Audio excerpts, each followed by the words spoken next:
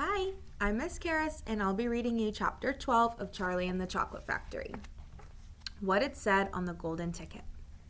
Charlie burst through the front door shouting, "Mother, Mother, Mother!" Mrs. Bucket was in the old grandparents' room serving them their evening soup. "Mother!" yelled Charlie, rushing in on them like a hurricane. "Look, I've got it! Look, Mother, look! The last golden ticket, it's mine! I found some money in the street and I bought 2 candy bars, and the second one had the golden ticket. There were crowds of people all around me wanting to see it, and the shopkeeper rescued me and I ran all the way home, and here I am. It's the 5th golden ticket, Mother, and I found it." Mrs. Bucket simply stood and stared while the 4 old grandparents who were sitting up in bed balancing bowls of soup on their laps all dropped their spoons with a clatter and froze against their pillows. For about 10 seconds there was absolute silence in the room. Nobody dared to speak or move. It was a magic moment.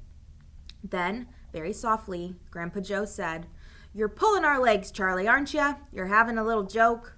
"I am not!" cried Charlie, rushing up to the bed and holding out the large and beautiful golden ticket for him to see. Grandpa Joe leaned forward and took a close look, his nose almost touching the ticket. The others watched him, waiting for the verdict. Then very slowly, with a slow and marvelous grin spreading all over their face, Grandpa Joe lifted his head and looked straight at Charlie. The color was rushing to his cheeks, and his eyes were wide open, shining with joy, and in the center of each eye, right in the very center, in the black pupil, a little spark of wild excitement was slowly dancing. Then the old man took a deep breath, and suddenly, with no warning whatsoever, an explosion seemed to take place inside him. He threw up his arms and yelled, "Yippee!" And at the same time, his long, bony body rose up out of bed and his bowl of soup went flying into the face of Grandma Josephine. And in one fantastic leap, this old fellow of 96 and a half, who hadn't been out of bed these last 20 years, jumped onto the floor and started to do a dance of victory in his pajamas. "Yippee!" he shouted. "3 cheers for Charlie! Hip, hip, hooray!" At this point, the door opened and Mr. Bucket walked into the room. He was cold and tired, and he looked it. All day long he had been shoveling snow in the streets. "Cripes!" he cried. "What's going on in here?" It didn't take them long to tell him what had happened. "I don't believe it," he said. "It's not possible." "Show him the ticket, Charlie," shouted Grandpa Joe, who was still dancing around the floor like a dervish in his striped pajamas.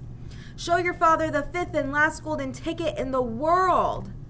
"Let me see it, Charlie," Mr. Bucket said, collapsing onto a chair and holding out his hand. Charlie came forward with the precious document. It was a very beautiful thing, this golden ticket, having been made, so it seemed, from a sheet of pure gold hammered out of almost the thinnest of paper.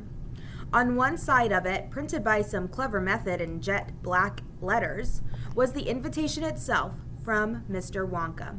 "Read it aloud," said Grandpa Joe, climbing back into bed again at last. "Let's all hear exactly what it says." Mr. Bucket held the lovely golden ticket up close to his eyes. His hands were trembling slightly, and he seemed to be overcome by the whole business. He took several deep breaths, then he cleared his throat and said, "All right, I'll read it. Here we go." "Greetings to you, the lucky finder of this golden ticket from Mr. Willy Wonka. I shake you warmly by the hand. Tremendous things are in store for you. Many wonderful surprises await you. For now, I do invite you to come to my factory and be my guest for 1 whole day. You and all others who are lucky enough to find my golden tickets. I, Willy Wonka, will conduct you around the factory myself, showing you everything that there is to see. And afterwards, when it is time to leave, you will be escorted home by a procession of large trucks. These trucks, I can promise you, will be loaded with enough delicious eatables to last you and your entire household for many years. If at any time thereafter you should run out of supplies, you only have to come back to the factory and show this golden ticket, and I shall be happy to refill your cupboard with whatever you want. In this way, you will be able to keep yourself supplied with tasty morsels for the rest of your life. But this is by no means the most exciting thing that will happen on the day of your visit. I am preparing Other surprises that are even more marvelous and more fantastic for you and for all my beloved golden ticket holders. Mystic and marvelous surprises that will entrance, delight, intrigue, astonish, and perplex you beyond measure. In your wildest dreams, you could not imagine that such things could happen to you. Just wait and see. And now, here are your instructions. The day I have chosen for the visits is the first day of the month of February. On this day and on no other, you must come to the factory gates at 10 o'clock sharp in the morning. Don't be late, and you are allowed to bring with you either one or two members of your own family to look after you and to ensure that you don't get into mischief. Oh, one more thing. Be certain to have this ticket with you. Otherwise, you will not be admitted. Signed, Willy Wonka.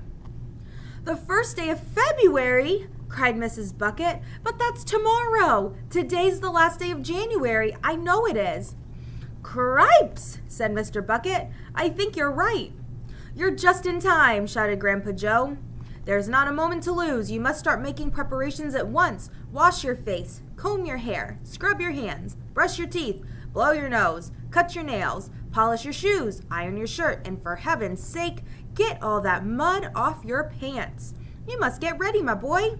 You must get ready for the biggest day of your life. Now, don't excite yourself, Grandpa, Mrs. Bucket said, and don't fluster poor Charlie. We must all try to keep very calm. Now, the first thing to decide is this. Who is going to go with Charlie to the factory? I will, shouted Grandpa Joe, leaping out of bed once again. I'll take him. I'll look after him. You leave it to me. Mr. Bucket smiled at the old man, then turned to her husband and said, How about you, dear? Don't you think you ought to go? Well, Mr. Bucket said, pausing to think about it. No, I'm not so sure that I should. Oh, but you must.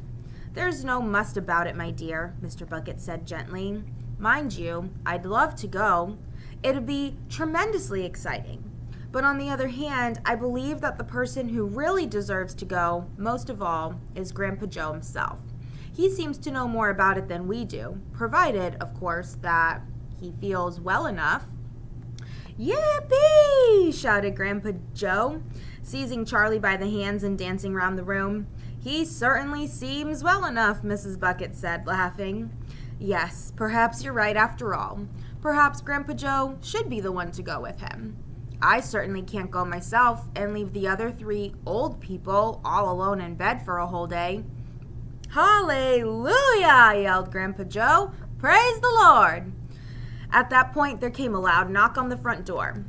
Mr. Bucket went to open it, and the next moment, swarms of newspapermen and photographers were pouring into the house. They had tracked down the finder of the 5th golden ticket, and now they all wanted to get the full story for the front pages of morning papers.